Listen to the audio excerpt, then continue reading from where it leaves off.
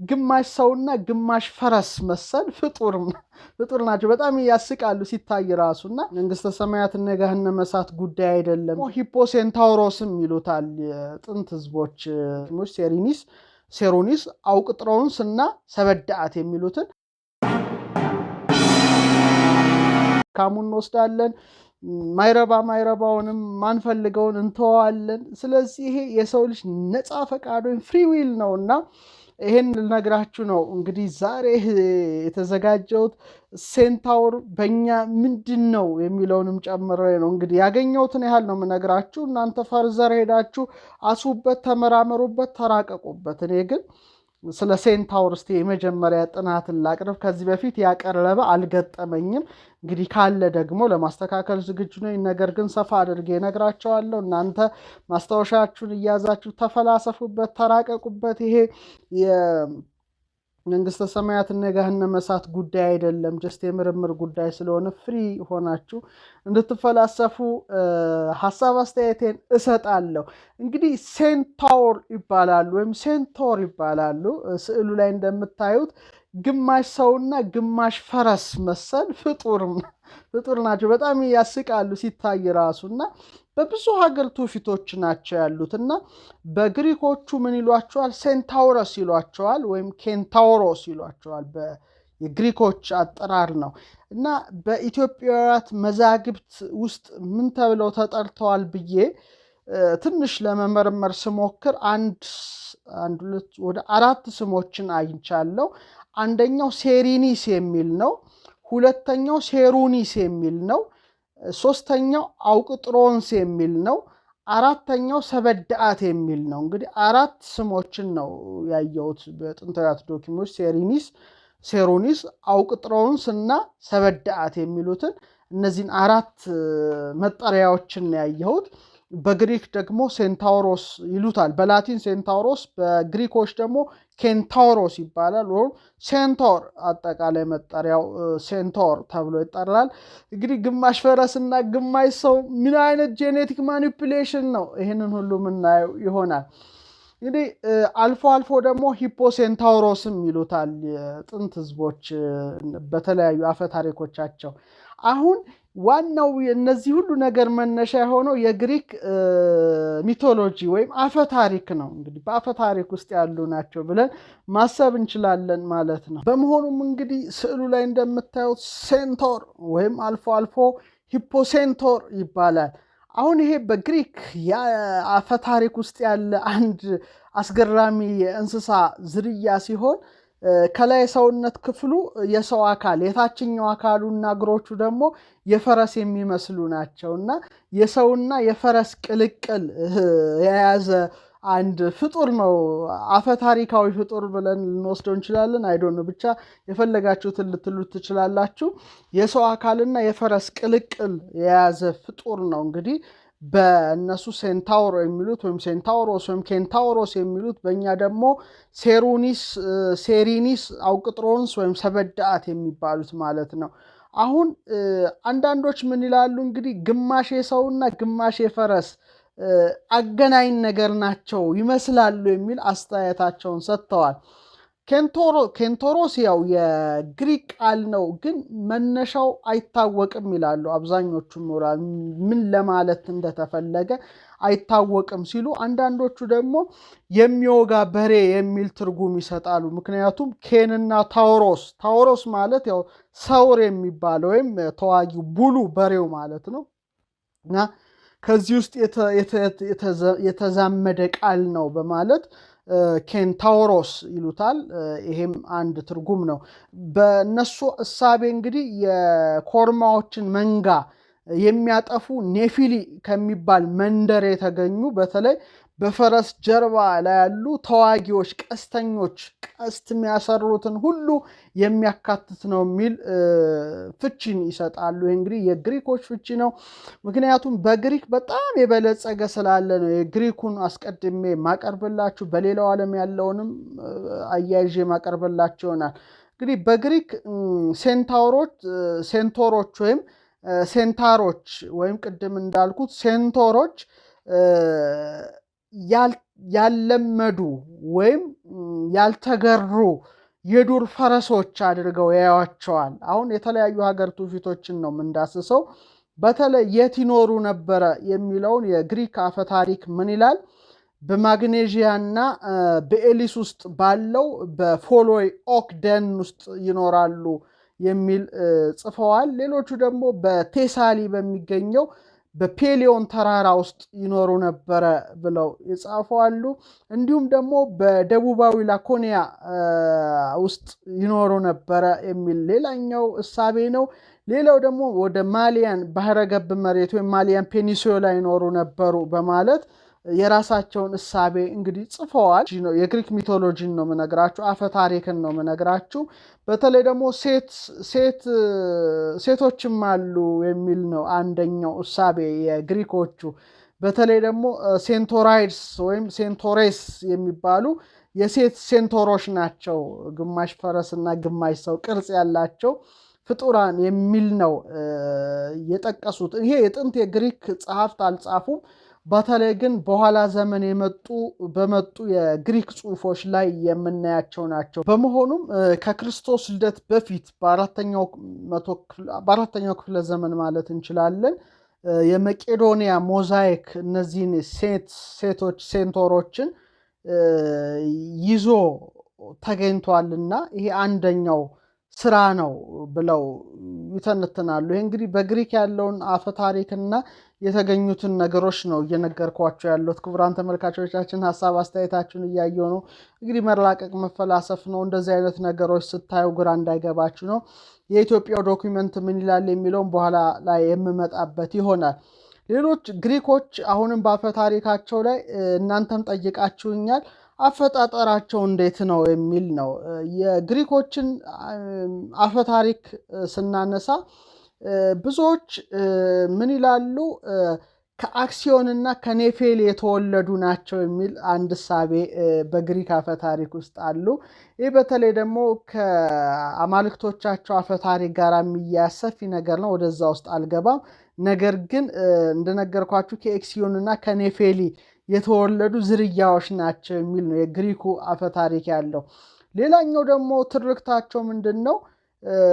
የሰው ልጆች ከነዚህ ከማግኒዥያ ፈረሶች ጋራ ጾታዊ ግንኙነት አድርገው የተገኙ ናቸው የሚል እንግዲህ ጄኔቲክ ማኒፑሌሽን ነው። በመጽሐፈ ሄኖክ ላይ ተውላጠ ዓለም ይለዋል።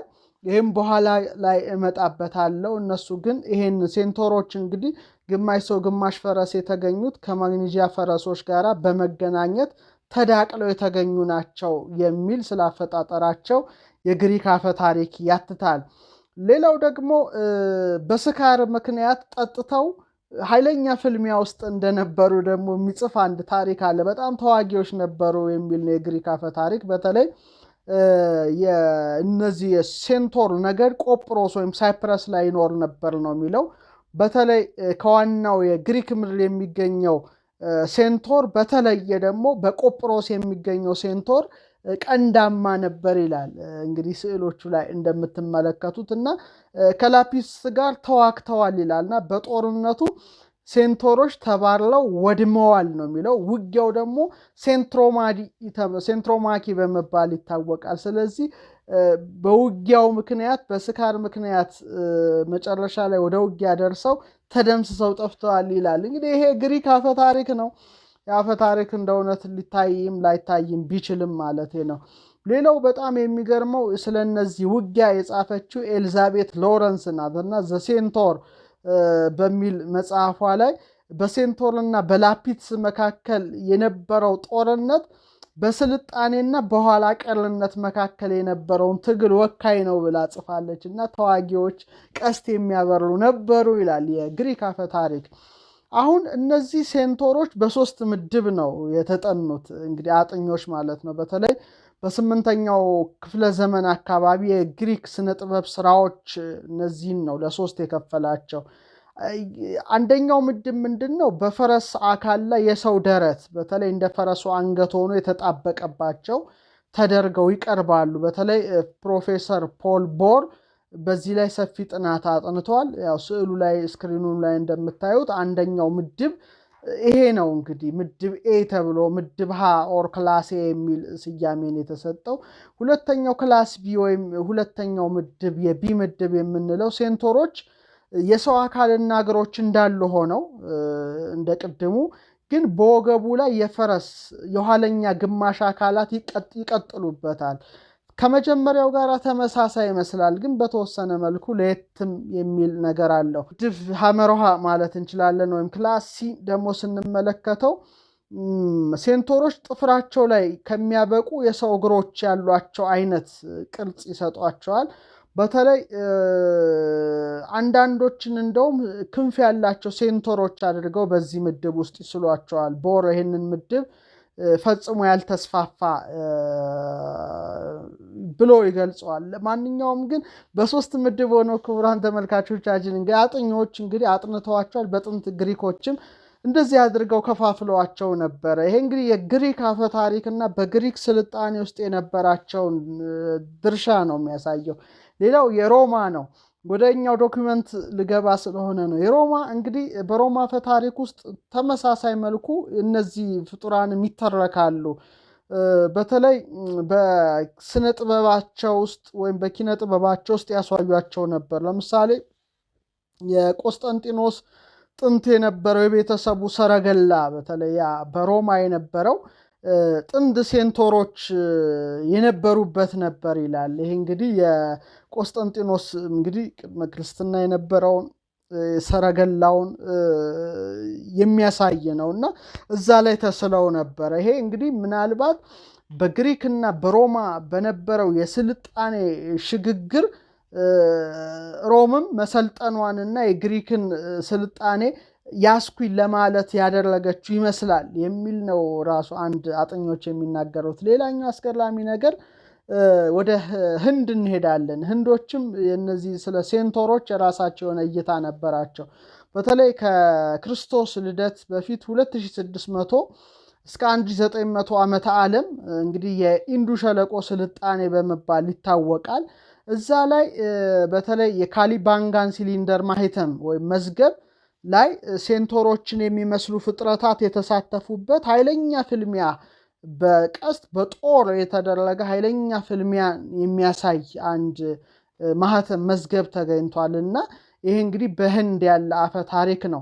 በጣም ሌላው በህንድ ያለው ሚቶሎጂ ምንድነው? ኪራናስ የተባለ ግማሽ ሰውና ግማሽ መሰል አፈ ታሪካዊ ፍጡር በህንድ የተለያዩ ህንፃዎች ላይ ቅርጻ ቅርጾች ላይ እንግዲህ ተገኝቷል። ይሄ እንግዲህ አፈ ታሪካዊ ፍጡር ማለት እንችላለን። ፍጡር ሙሉ አካሉ ፈረስ ሆኖ በፈረስ ጭንቅላት ምትክ ከግማሽ በላይ ሰው አካል ያለው በተለይ ከጽሮቹ ወይም ከግሪኮቹ ሴንቶር ጋር የሚመሳሰል ሆኖ ይሄ ተገኝቷል። ይሄ እንግዲህ የህንዶቹ በጥንት የነበራቸው በዚህ ፍጡር ላይ ያደረጉት የራሳቸው እሳቤ ነው።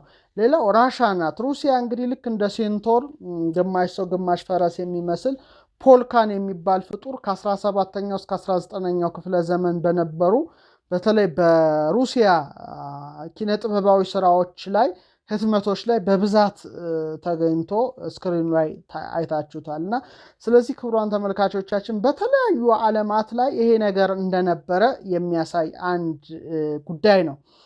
በክላሲካል ጥበብም በተለይ በኡጋሪት በተለይ ሰሜን ሶሪያ የነበረችው ወደብ ላይ እንደዚሁ በሸክላ ስራ ላይ የተቆራረጡ ሁለት ምስሎች ላይ የሴንቶሮች ስዕል ቅርጽ ተቀርጾ ተገኝቷል። እና ይሄ ምን ያመለክታል? በዛ ዘመንም በተለይ በሰሜን ሶሪያ በነበረው ወደብም ይሄ ስለነዚህ ፍጡራን ያለ አፈ ታሪክ መኖሩን ያስረዳል ማለት ነው። ይሄ እንግዲህ በጣም በጣም አስገራሚ ነው። ሌላው በለፍጋንዲ በሚገኘው በተለይ የጀግና መቃብር ውስጥ በቅብ ሸክላ አፈር የተሰራ ሴንቶር እንደዚሁ ተገኝቷል ማለት ነው። ይሄ እንግዲህ አንድ አስገራሚው ነገር ነው። በቅብ ሸክላ የተሰራ ነው። ቢያንስ እንግዲህ ዘመኑንም ከክርስቶስ ልደት በፊት 900 እስከ 700 ዓመት ቀደም ብሎ በግሪክ የሸክላ ስራ የተገኘ ሴንቶር ምስል ነው። ይሄ እንግዲህ በተለይ የኒውዮርክ ሜትሮፖሊታን የስነ ጥበብ ሙዚየም ውስጥ እንደሚገኝ ጥናቶች ይጠቁማሉ እና እዛ አካባቢ ያላችሁ ሰዎች ሄዳችሁ ማየት ትችላላችሁ የሚል እምነት አለ።